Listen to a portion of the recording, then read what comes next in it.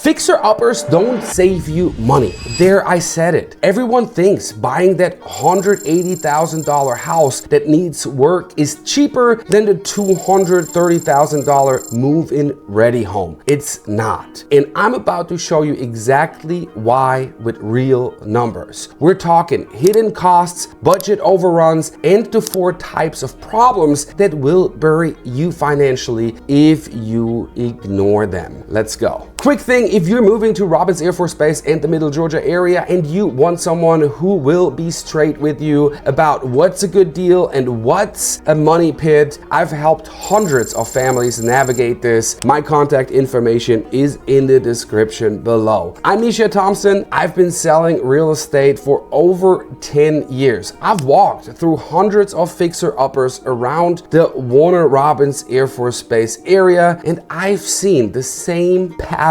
over and over. People think they're getting a deal, and 6 months later, they're living in a construction zone, wondering where their budget went. Today, I'm using national research combined with what I see every single week here in Middle Georgia. We're covering 4 things: the real cost breakdown, the actual return on investment, the risks that will sink you, and who should never buy a fixer-upper. And stick around, because at the end, I'm giving you the one question you need to ask yourself before you even make an offer. It'll save you thousands. All right, let's start with money, because this is where the math stops mathing. It stops making sense. You see a fixer-upper listed at $180,000. Move-in ready homes in the same neighborhood are $230,000. You think, I just saved $50,000. National data actually backs it up. Fixer-uppers are priced 5 to 10% below comparable homes in the same neighborhood. Some data actually shows even bigger discount numbers. National data actually backs it up. Fixer-uppers are priced 5 to 10% below comparable homes in the same neighborhood. Some data shows even bigger discount numbers. National median fixer-upper listings are around $200,000 versus $435,000 for all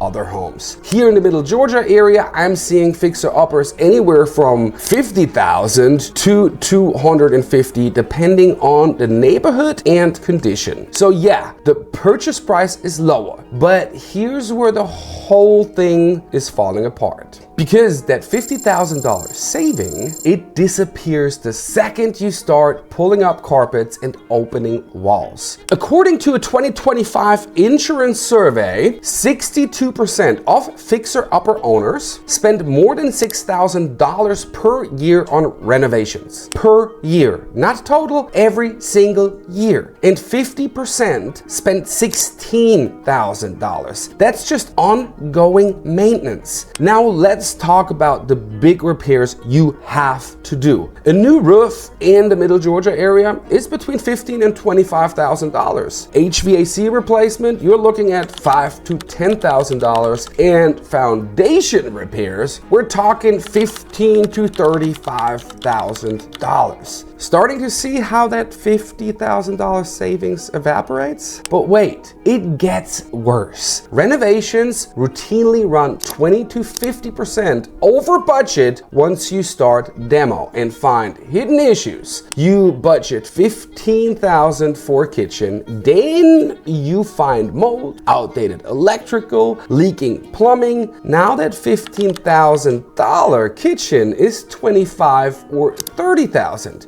Here's what that looks like in real numbers. You buy a fixer-upper for $180,000. You budget $20,000 for renovations. Seems reasonable, right? 6 months later, $5,000. Why? Foundation cracks, HVAC died in the middle of summer with 100 degrees outside. The electrical panel needed a full upgrade because it was not up to code. Now you are at $225,000. You could have bought the move-in ready home for $230,000 and been done with it. No stress, no surprises, no construction zone for the next 18 months. So that is the cost side of it. And it's brutal, but fixer-uppers can make money. There is a path to profit, but only if you do 3 specific things right. I'm not here to say fixer-uppers are all bad. They're not. There is money to be made if you're smart about it. A 2024 analysis found that fixer-upper projects have an average return on investment of about 27.5% when renovations are done with a mid-range budget and a general contractor. In some cities, like Toledo, Ohio,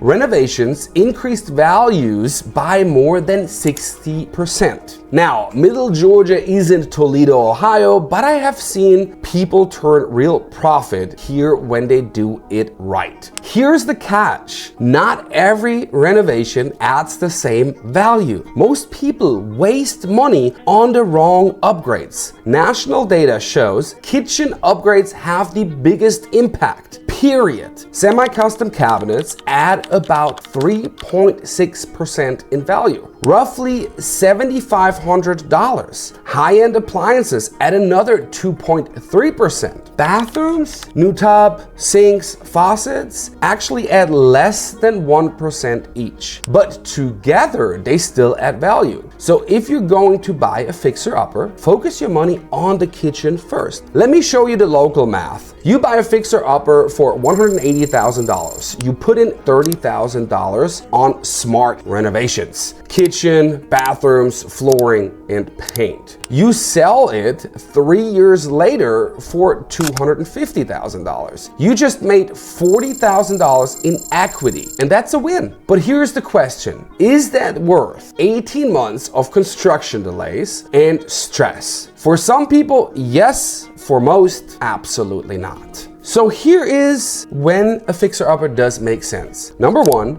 you're handy. Number 2, you have time. Number 3, you have extra cash reserves, at least $10,000 to $20,000. Number 4, you're buying in a neighborhood where move-in-ready homes are worth much more. And number 5, you actually enjoy renovation projects. But here is the brutal truth. 4 types of problems will sink a fixer-upper deal. If you see any of these, you walk away. This is the part where I save some of you from the biggest mistake of your life. There are 4 categories of problems that will absolutely bury you financially. And I'm willing to bet at least one of these is in the fixer-upper you're looking at right now. Risk number 1, structural and major systems. Foundation issues, cracks, settling, moisture. In Middle Georgia, with our clay soil and humidity, foundation problems are real and they are expensive. Do you know what foundation repairs cost? $15,000 to $35,000, sometimes even more. If you see foundation issues, add $20,000 to your budget minimum. Next, the roof. If it's leaking, if it's sagging, or if it's over 20 years old, you are replacing it. And you're looking at $15,000 to $30,000, depending on the home. Now, here's where it gets really expensive. Multiple problems at once. Old electrical, undersized panels, DIY wiring, $5,000 to $10,000. Plumbing leaks or old pipes, $4,000 to $10,000. HVAC replacement, $5,000 to $10,000. Add those up: foundation, roof, electrical, plumbing, HVAC. You're looking at $40,000 to $80,000 in major repairs. Still think you're saving money on that $180,000 fixer-upper? Risk number 2, health and safety hazards. Lead-based paint, asbestos, mold. These require licensed professionals. You're paying $2,000 to $10,000 depending on the issue. And here's the scary part. Most inspectors miss these because they can't see behind the walls. Risk number 3, code and permitting issue. Unpermitted rooms, unpermitted additions. Guess who has to fix it when you sell it? You do. I've seen people forced to tear out entire additions because they couldn't pass inspection. You know how much it costs to tear out a $15,000 addition? Around $30,000. Risk number 4. The emotional cost living in a construction zone is brutal. Kids doing homework around drywall dust, cooking dinner in a half-finished kitchen, contractors ghosting you, delays, budget blow-ups, permits taking 6 weeks, and according to that survey, 23% of fixer-upper buyers said they would not do it ever again. Nearly 1 in 4 people. So ask yourself, are you willing to bet your family's sanity on a renovation project that might take twice as long and costs twice as much? All right, now let's get brutally honest about who fixer-uppers are actually for, because it's a short list. You should buy a fixer-upper if you're handy or have contractor connections. You have time. This is a year-plus project. You have cash reserves beyond your down payment. You're buying in a neighborhood with a massive equity gap, and you're generally enjoying renovation work. Most people don't check all 5 boxes, and that's fine. It just means a fixer-upper isn't for you. So here's who should never buy a fixer-upper. Number 1, if you're military and you are on a short assignment or short tour of a year, forget it. Number 2, you have young kids and need stability, forget it. Number 3, you're financially stretched, forget it. Number 4, you're not handy and don't know any contractors, forget it. Or you just want a house and don't care about customization. Here's what the data actually shows us. Only 28% of buyers choose fixer-uppers. 62% choose move-in ready. Why? Because move-in ready is easier, more predictable, and way less stressful, especially for military families on a short assignment, even only 2 years. It is less stressful for y'all. Remember at the beginning, I said there's one question you need to ask yourself, and here it is. Are you buying this fixer-upper because you generally want to do the project, or because you think you have to in order to afford a home? Because if it is the second one, I promise you there are move-in ready homes in the Middle Georgia area within your budget. You might have to adjust expectations on size or location, but you won't live in a construction zone. You won't blow your budget by $30,000,